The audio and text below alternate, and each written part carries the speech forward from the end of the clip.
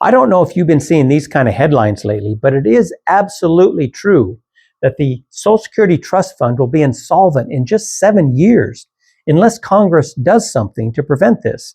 And the problem with that is you're not going to like the changes.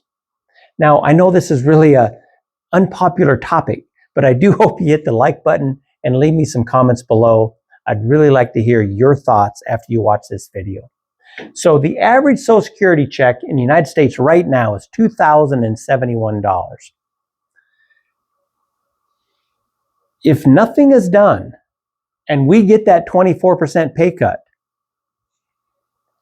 that means that $497 would be cut from that average check per month. In late 2032, benefits will be cut automatically, 24% across the board. The problem is, right now there is a surplus in there. That's that trust fund. But the money coming in is less than the money going out to people in retirement. When that surplus runs out, then the law calls for the benefits to be limited to the amount of revenues coming in from payroll taxes. And that's where the 24% pay cut comes from. And that comes from the Social Security Chief Actuary Office. Right now, from wages, employees pay 6.2% of their check into Social Security, and then the employer matches that for a total of 12.4% being paid in from wages.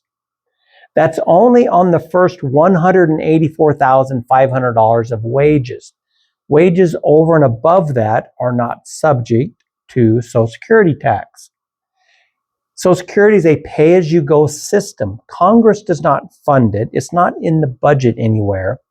Workers pay into the system through payroll taxes, and then they pay it out to people claiming benefits when they're retired.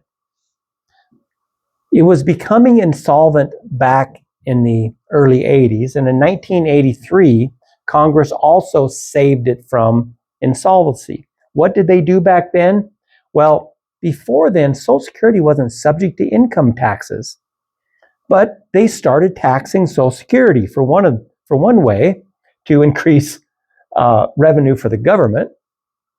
They increased the full retirement age from 65 to 67.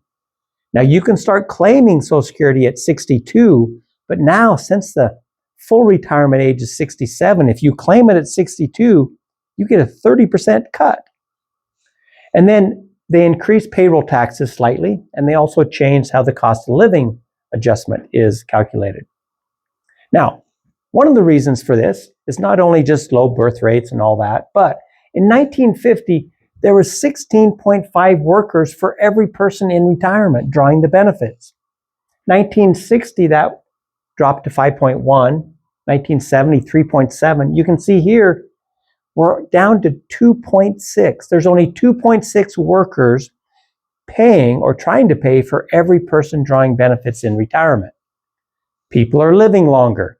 We currently have about 70 million people drawing Social Security benefits in this country. And you can see the projections are just getting worse. So what's going to be done? Well, many of these are going to be included. Okay, they're already talking about it. Okay, like typical politicians, they're talking about behind the scenes, but nobody wants to talk about this in public because it's going to be unpopular. But any politician that is out there saying we can't touch Social Security is either naive or lying to you, because if they don't touch it, everybody's getting a 24% pay cut. Okay, so they could increase payroll taxes on workers again. Okay, that would certainly not be popular. They could raise the full retirement age beyond 67. Some people are talking about raising it to 70. Okay, so that affects a lot of things, because right now, full retirement age 67. I already said it, you'd claim it at 62, you get a 30% cut in your benefits. Well, if they raise it up to 70, okay, that penalty for taking it earlier is even going to be greater. Change how benefits are calculated. Okay, that wouldn't probably be good either. They could increase the payroll tax limit.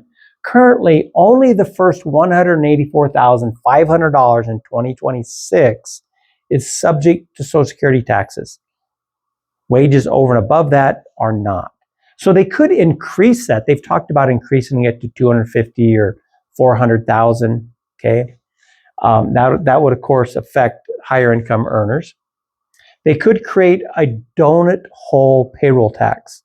What this means is there's talk about maybe only taxing the first $184,500, and then it goes away, the payroll tax, but then it kicks back in at, let's say, $400,000, and they start charging tax again for that way. We skip some of the income, but then we tack it back onto the really high income earners. So that's called a donut hole tax. They could do means testing. When you hear that term, what that means is they would reduce or eliminate the benefits for wealthier retirees.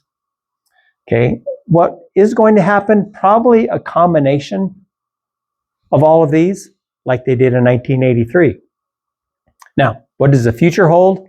Who knows? This is going to be a temporary fix because the economy is certainly changing. What if too many human jobs go away due to AI and maybe someday robots, like Musk is building? Okay, that's going to create a new crisis. I mean, we're going to have to find a new way to tax to fund Social Security, but that's a long ways down the road. Currently, right now, changes need done in the next few years, and the longer they put this off, the more painful those changes are going to be. So the best advice I can give you is that don't put your future financial security in the hands of a bunch of politicians. You need to be saving and investing and doing at least what you can to help make your future better. Social Security will be there because payroll taxes will always be there, but they may not be enough to live on. And right now, Social Security is really only designed to replace about 30% of what you need anyway. Okay, so it's going to be there. It's going to be a benefit, but do what you can to help your future. Don't put your future in the hands of politicians. Thank you for watching.